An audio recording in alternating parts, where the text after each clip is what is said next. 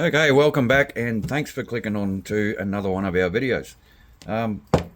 Yes, another motor maintenance video. The other week we put a video out on cleaning the Tamiya BZ motor, and I mentioned Uncle Bob's RC in that video and basically asked him if we were doing anything wrong or if there could be anything we could do better. And in true Uncle Bob fashion, he responded with his own video and went into much more detail about how to actually disassemble and clean a brush motor properly, which was really good of him. Now, just want to say first up, we are not in any way, shape or form trying to copy one of Uncle Bob's videos. This is not why we're doing this video, and we don't like that kind of thing. Why we're doing this video is, as a bit of a side story, part of my day job is training new and young apprentices, whether they be school-based apprentices or just fresh out of school or they're in their first year or whatever. Part of my job is to train young apprentices, and there's no better feeling than to see a person that you've trained or taught, to see them applying what you taught them into their everyday job and what they actually do for a living. I get a lot of joy out of that, and from what I've seen from Bob's videos and talking to him a few times, I think he gets the same kind of joy out of people actually learning from him. So Bob, if you're watching, and I'm pretty sure you will be, I know I've thanked you already, but yeah, this video is basically just a thank you for sharing your knowledge and your experience. I know you say you're not an expert on these things, but yeah, your videos are appreciated, and just know that your knowledge is being applied across the other side of the world, basically. So the reason we're doing this video is, or another reason we're doing it actually, we want to have a go at it ourselves. I've never pulled a brush motor apart. I may have as a kid, I can't remember it. But we're going to pull it apart ourselves and have a go at it. Uncle Bob said it was really simple, and watching him do it in his video, it looked really simple. So we're basically just going to have a go. Now, this particular motor here, I bought a bunch of these back in the late 2000s. They were cheap, just eBay specials. I don't even think they had stickers on them. I think they were around about $20 or $30 each. They might have been cheaper, I can't remember. I bought a couple of 16 turns, a couple of 14 turns, and maybe a couple of 12 turns. But because they weren't labelled, you can probably just see that I actually wrote 16 on this one, and there's another one upstairs with 14 written on it, and so on and so forth, just so that I knew what turn the motor was. At the time, I thought they were pretty quick. Compared to what we have now, they're probably not. But this has been sitting in the drawer along with the other ones for, well, since the late 2000s. Now, we do have a plan for this motor. We have a project coming up in the next week or so that we want to put this motor in. So we're going to pull this apart, give it a good clean up. By the looks of it, just on first inspection, it doesn't have bearings, it just has bushing, so we're not going to do anything about that. But we are going to pull the brushes. I have another set of brushes here. They're not new, but if these are no good, we're going to replace them with these. And yeah, basically going off what we learnt from Uncle Bob's video, we're going to try and fix this motor up. So it is full of gunk. I don't know if you're going to be able to pick it up, but there is dirt and gunk and crap everywhere in this motor. So I've got a big, well, not a big, ice cream container here. Obviously been around for a while, 2019. We're going to use that to spray our electrical cleaner through all the parts, but first we're going to take it apart as per Bob's instructions. And just want to say, Bob, I hope you get the same joy out of watching us do this from your teachings. So, let's get into it. Need a small screwdriver. I need to first, I do have trouble with these springs sometimes, because sometimes they're a little too long and they catch up under this cage here. There's one spring out. I'm going to pull the brush, and that might still be usable. We're going to actually unscrew the brushes if I can. Now, I've no idea how rusty this motor is as far as the screws, if it's even going to come apart. This video might be over quicker than it should be if nothing's going to work properly. This spring here is long. Alright, so I'm just going to make a mental note. The short spring came out of the negative side. Zach's standing right behind me. He's the one with the memory, so hopefully he can remember that. Just having trouble getting this other spring out. There we go. So the second brush looks about the same as the first one. We are going to soak the brushes in the electrical cleaner. Maybe not soak them, but give them a good spray. We are going to blow everything out with the compressed air once we're done. Yeah, you can sort of see that at the side. It's got my metal tray. I'm dumping all the parts in, and we are downstairs at the moment, and it is starting to actually piss down rain. And we're coming into winter, so it is a bit cool. So, by the looks of it, this motor can be timed, or the timing can be adjusted. So before I loosen off these mount screws, I need to mark the motor where that end bell lines up. I'm going to use a blue paint pen. Just need to decide where to mark it. I don't know if it's going to matter. What I do need to be careful of is if this paint pen comes off with the electrical cleaner. If it does, then we've lost our markings, haven't we? Okay, so, right, what I'm going to do, I'm not going to mark it at all. If we have a look at the can, we have these 4 pressed holes on this side, and the only other holes we have are these 2 rectangle holes.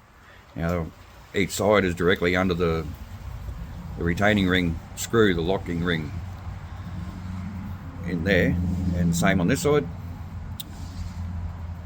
Now, the side with the 4 holes is the side with the wires soldered onto the contacts, and it matches up with that little indentation there. So all we need to do is remember that, and the motor should go back together how it should. So Bob reckons just loosen these off a little bit, not all the way.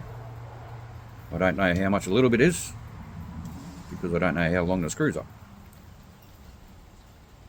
So a little bit. Push the screws down to release that locking ring. This one's a little bit sticky. Like I said, these have been sitting around, so there she goes. Now, are we going to be able to turn that end belt? Oh, there we go. We just turned it. Now that should come free of the can. I don't know how far you need to turn it. That feels a bit loose. Here we go. Are you seeing this? No, you can just see the locking ring there. Okay, so that actually does look like a bearing in there. That's interesting. Okay, so we have, what I have to be careful of is not to lose any of these shims and that insulator ring there. And you can see that comm is very dirty. I've got an idea for that. I don't know if it's the thing to do, but we're going to try and do it anyway. Like I said, we did actually power this motor up, and it does work. I'm not really worried if we ruin this motor. This is basically just a learning experience for us. So, inspecting the end bell there, you can see a bit of verdigris on the contacts. We're going to clean all that up. I'm not going to show you every single little bit of this motor. It's not a rebuild as such. It definitely looks like a bearing. I'm just going to... That is definitely a bearing. So,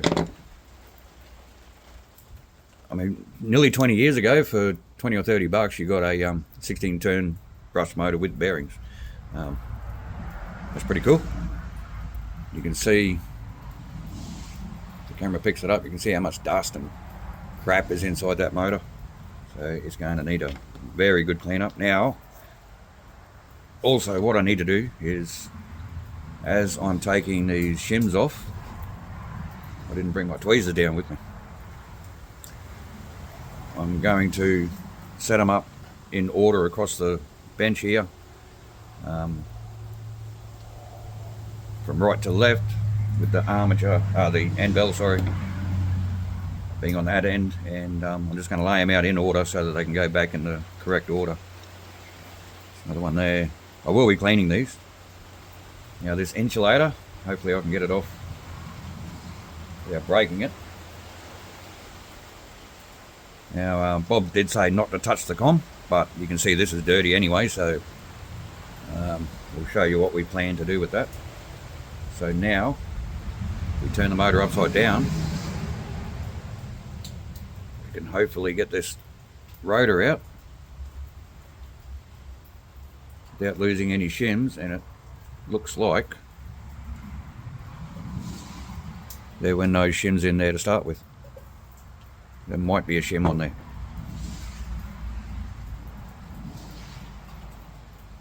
I don't think so. No, I don't think there's a shim on the output drive side. Let me set that aside for a second. You can see the other bearing in there. You can actually see there's a bit of grass in there. There's a lot of dirt and crud in this motor, and I can't see any shims. Even if it fell off as it was coming out, I can't even see it stuck to a magnet. Right, so all we have to do is clean all this up. I'm going to have a go at cleaning the comm.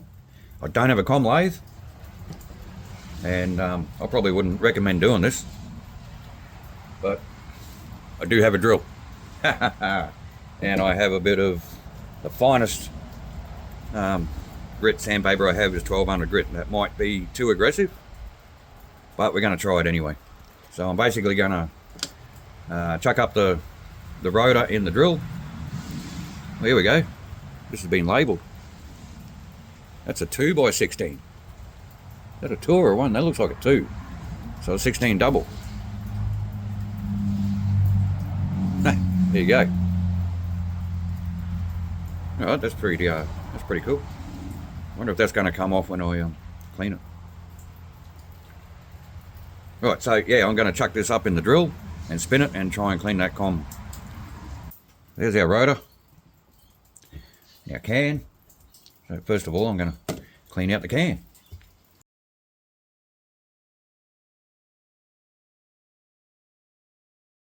Okay, so keep in mind, I should be wearing gloves doing this.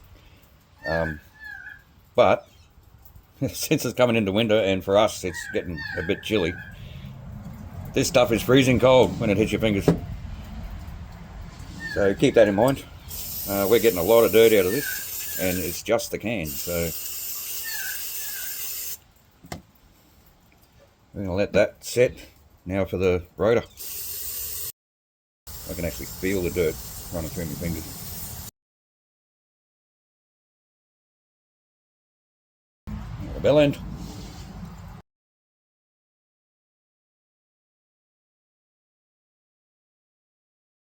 So everything is cleaned up.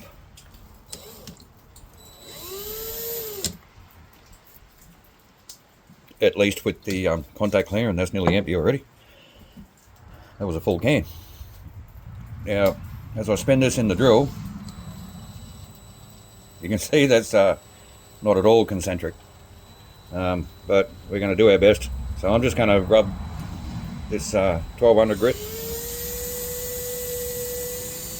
and just lightly.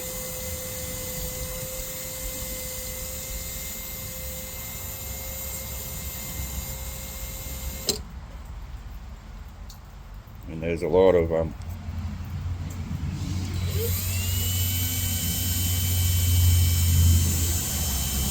stuff coming out of that.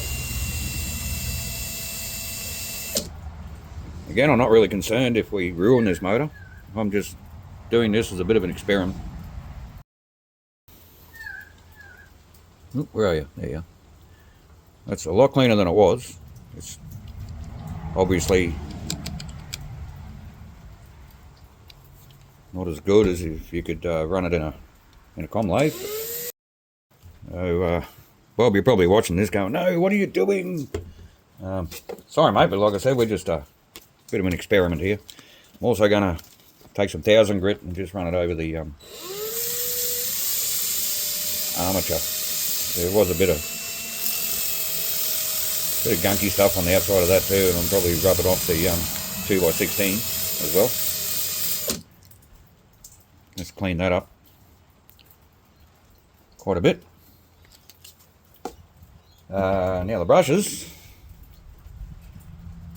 I'm going to find my half round file again and wrap some 1200 grit around it and just give the faces of these brushes a little bit of a clean up. They've been wearing kind of even by the looks of that. Not quite, it is wearing more on one side than the other. Well, it is what it is. And we are also going to clean up these areas here where the brushes actually screw onto. We're just going to scrape, just clean up the surface, just to brighten it up a bit. Get a bit better contact. This one's not as bad. You'd think the earth side would be dirtier than the positive side.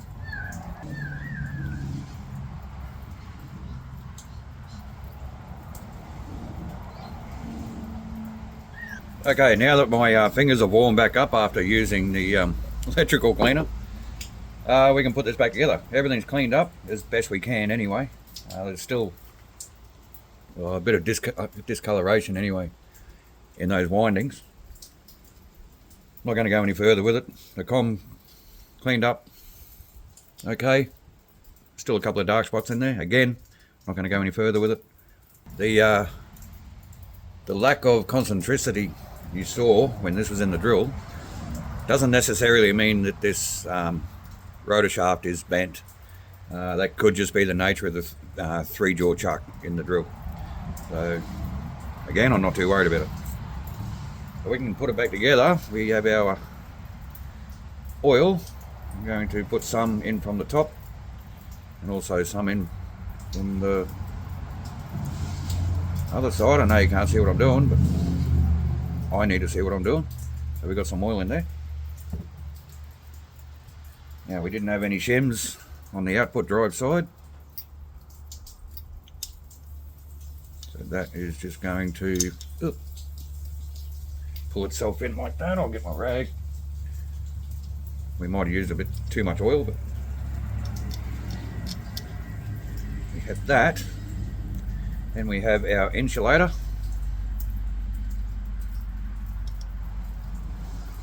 Push that on, and these two shims in the same order that they came out.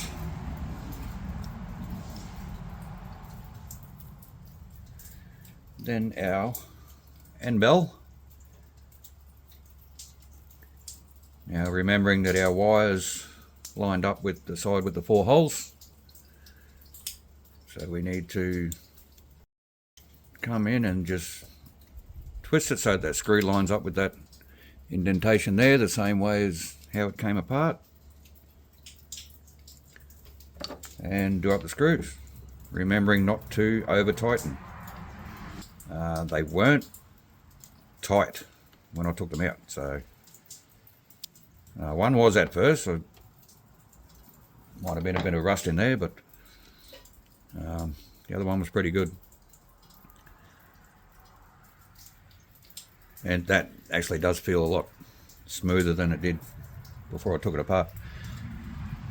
So brushes, I did end up cleaning up the spare set of brushes that I had, simply because the braiding was a lot cleaner, and there's actually a couple of frayed bits on the other braids, so I went with these ones.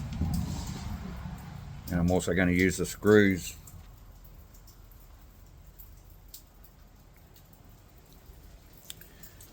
I actually messed up. I didn't oil the rear bearing. Alright, and we're back. I just fixed my little issue there. I took the end bell back off and oiled up that bearing. So everything should be good now. I have to constantly keep a mental note to call it an end bell, not a bell end. I don't know if I did that in this video already, but apologies if I did. So we're going to screw the brushes back in. Again, I'm not going to do them up super tight.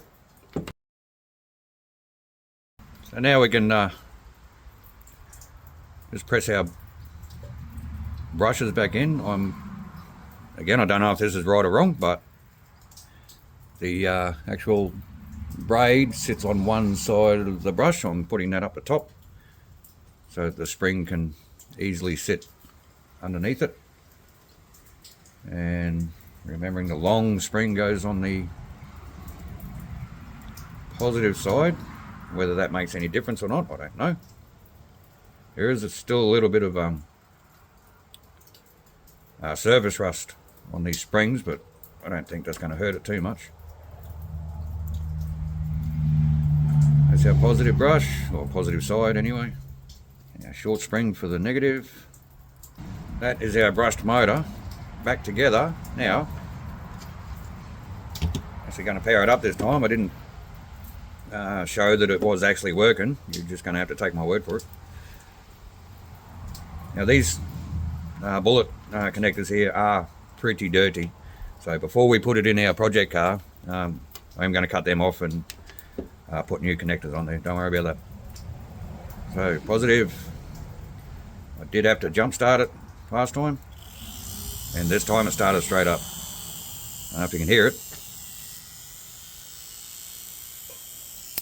Oop, wire come off. So that motor is working. So again, thanks Bob. I hope I passed my practical assessment of maintenance on a brush motor. You couldn't really call it a rebuild because I didn't replace the bearings, but there you go. That absolutely right, mate. That was so simple and easy. Don't know what I've been afraid of all these years. So thanks for watching. Have a great day. Look after yourself, and we'll see you when we put this into our project car. So I'm looking forward to that one. All right.